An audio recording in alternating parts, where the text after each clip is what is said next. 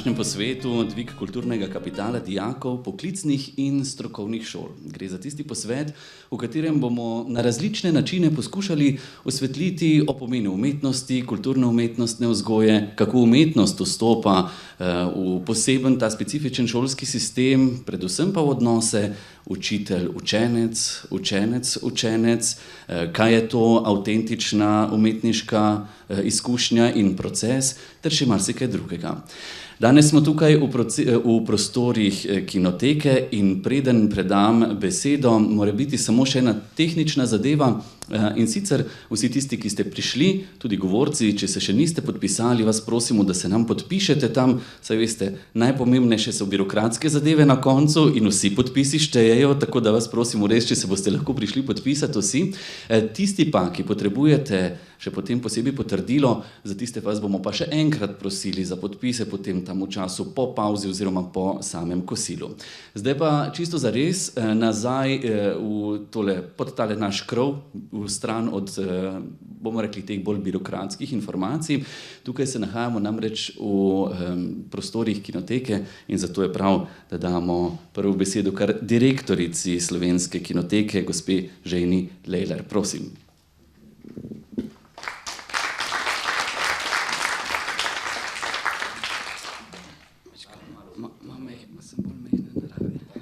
Hvala lepa. Dobrodošli v dvorani Slovenske kinoteke v imenu ekipe Slovenske kinoteke. Najbrž bo malce neobjektivna, ampak to je za mene najlepša kinodvorana v prestolnici. Drugo leto bo imela 60 let, namreč leta 1963 je tu začela delovati kinoteke v Ljubljani, da bi jo leta 1996 predali v roke Slovenske kinoteke, ki je bila takrat ustanovljena. Za nas pa to ni samo dvorana, kinodvorana, ampak na nek način razstavni prostor filma in dragocena učilnica, ki nas poznava z vso raznolikostjo zgodovine svetovnih kinematografij. Smo edini v Sloveniji in obenem eni med tistih javnih zavodov in tudi, ali pa po drugi strani nevladnih organizacij, ki skušamo priti čim bolj naproti vsem tistim pedagogom, ki skušajo v šole na kjerikoli stopni, primarni, sekundarni, pač čim več kulture in umetnosti približati svojim dijakom oziroma učencem. Tako da o tem boste slišali kaj več pozneje, ko bo naš vodja izobraževalnega programa predstavil tudi naš program. Skratka, da ne bom vam preveč časa vzela, še enkrat dobrodošli, želim vam prijeten in konstruktiven posvet in da čim bolj uspešno delo potem zunaj, ko pridete v svojo delovno okolje. Hvala lepa.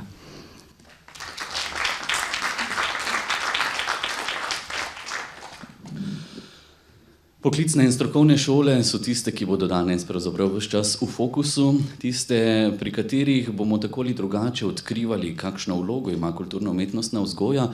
Ni samoumevno, da so te šole prišle danes v fokus in veliko zaslugo. Zato ima direktor Centra Republike Slovenije za poklicno izobraževanje magister Janez Damjan, ki je pravzaprav pobudnik današnjega srečanja in prav je, da tudi njega takole uvodoma povabimo pred mikrofon. Gospod Damjan, prosim.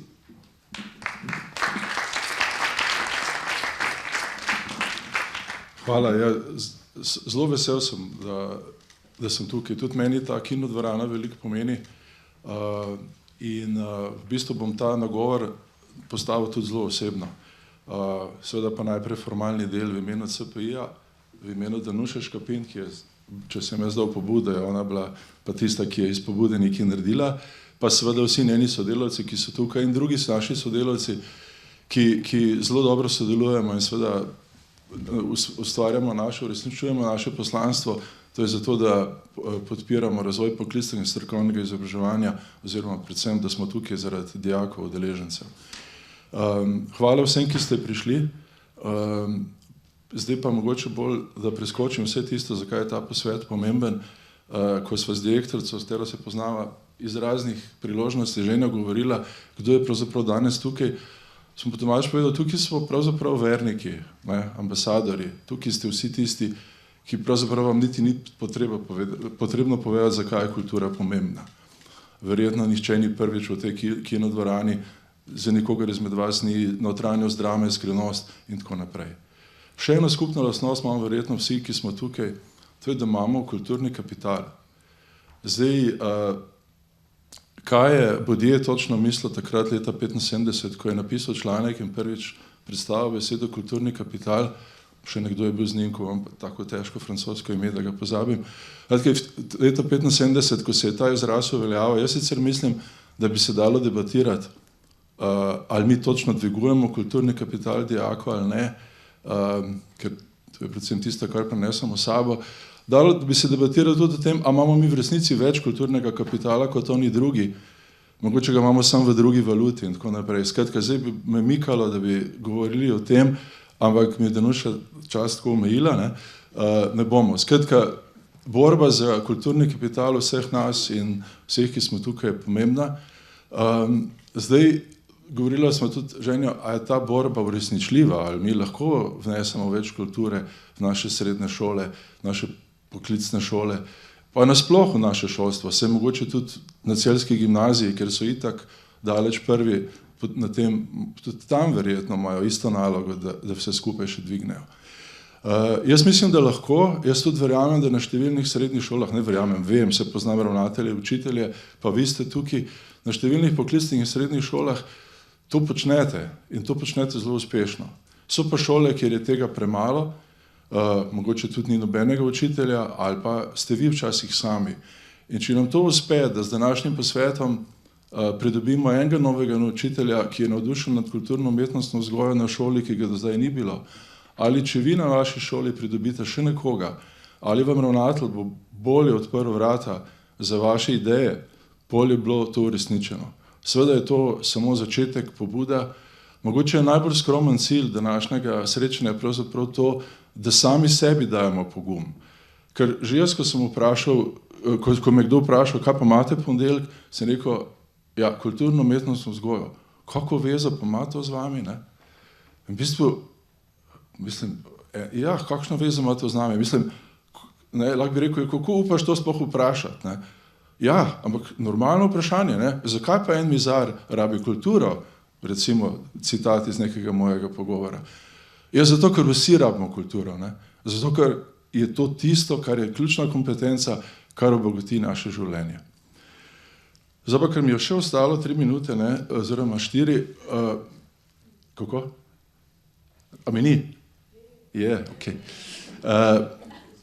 Mogoče še eno vprašanje, tisti, ki me dobro poznate in tukaj vas je kar nekaj, s katerimi se poznamo še iz študentskih let, zdaj veste, da sem sicer jaz bil vedno hodil na kulturne dogodke, če je bil klub mariborskih študentov kulturni dogodek, sicer ne vem, ampak včasih je bil, če je Tomaž zapel, ne.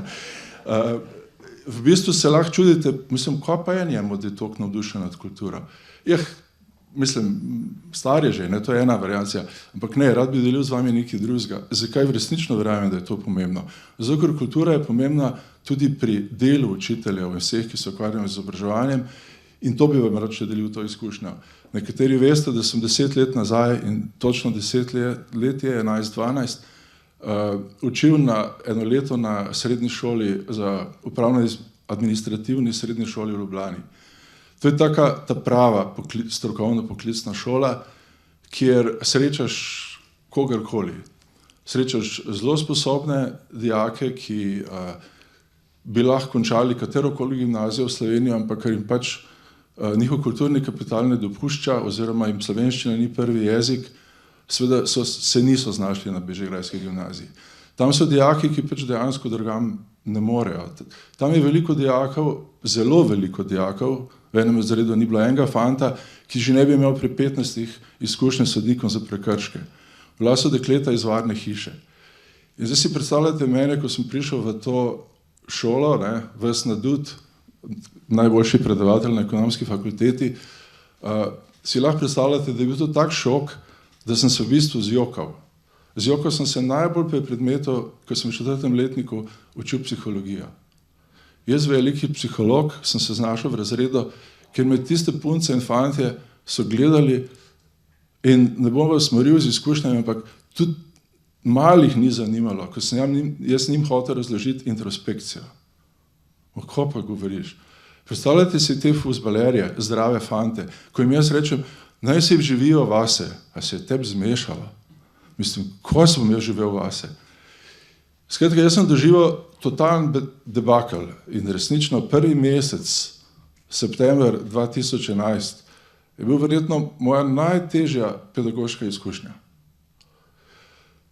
In takrat sem si doma zavrtel film, slučajno je bilo odkrito, nobene velike ideje, umazane lepe stvari.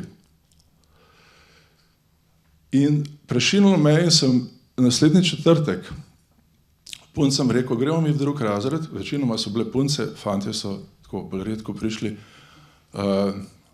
In si rekel, danes vam pa ne bom nič govoril, ampak bom samo zavrtel film. Je bilo odzadaj. Govorile so, klepetale. Mislim, skratka, tudi slučajno, tako kot zmeraj. In spustim film in ene 10 minut se mi je zdelo, da sem edini, ki gledam film. Čez 10 minut je nastala smrtna tišina. Potem so tako odpadle v tem filmu, tisti, ki ga poznate, je nekaj takih neverjetnih scen, sploh ena, ko bo zelo hitro skočila ven, pa če na YouTubeu, pa če ne poznate konteksta, boste dobili napačno sporočilo. Ko so začele, prav me je naredila. Ostale so do konca filma, večina izmed njih. In meni je ta film, Umazane lepe stvari, več povedal o pedagoški izkušnji, kot da ne naštevam kdo vse. Ker sem doumel, da sem jaz tam zaradi njih. In če si predstavljate, da še zdaj postanem čustven zaradi tega, da moram govoriti njihov jezik. In od takrat naprej smo mi začeli komunicirati. Včasih preko filma, včasih preko drugih stvari. Te punce verjetno še danes ne vejo, kaj je introspekcija. So what? Ampak zapomnili so si pa številne trenutke in ko se danes srečam z njimi, se spomnijo, da je bilo fajn v šoli. Tako da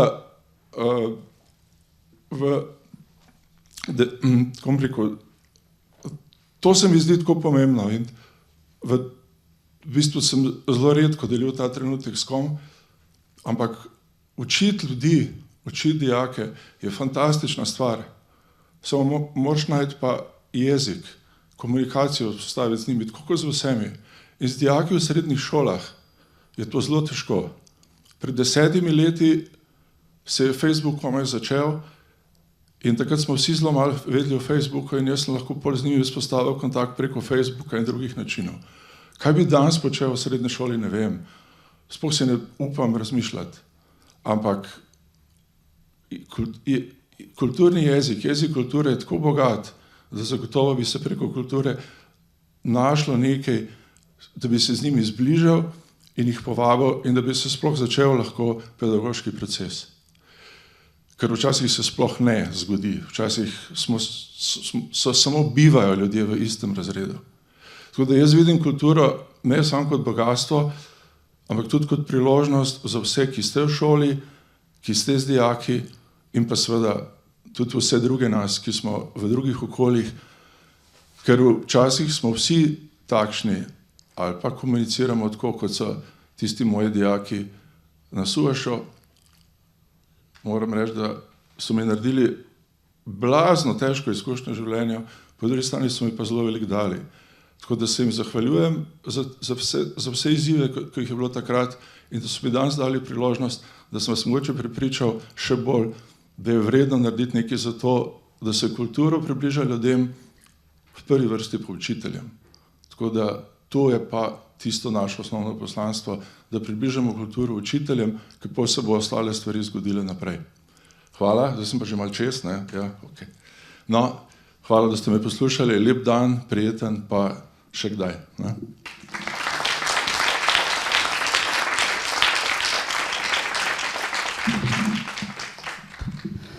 Hvala lepa gospodu direktorju za, ja, to je zanimiva izkušnja, ki je pravzaprav zelo dobra iztočnica za našo naslednjo govornico, ki bo odprla ravno to vprašanje. Umetnost kot tisto polje, ki je tako rekoč neke vrste nevtralni teren, kamor lahko vstopamo vsi, kjer iščemo skupne jezike, kjer iščemo skupno znanje, kjer iščemo pravzaprav stik drug do drugega.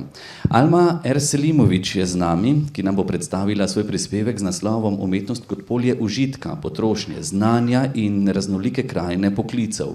Kar nekaj takšnih besed je noter, v katerih bi se dalo marsikaj reči, kaj torej pomeni ta umetnost kot užitek, kaj je umetnost kot blago v času poblagovljenja vsega, kako lahko umetnost pripomore k znanju in pa seveda k poklicnemu usposabljanju.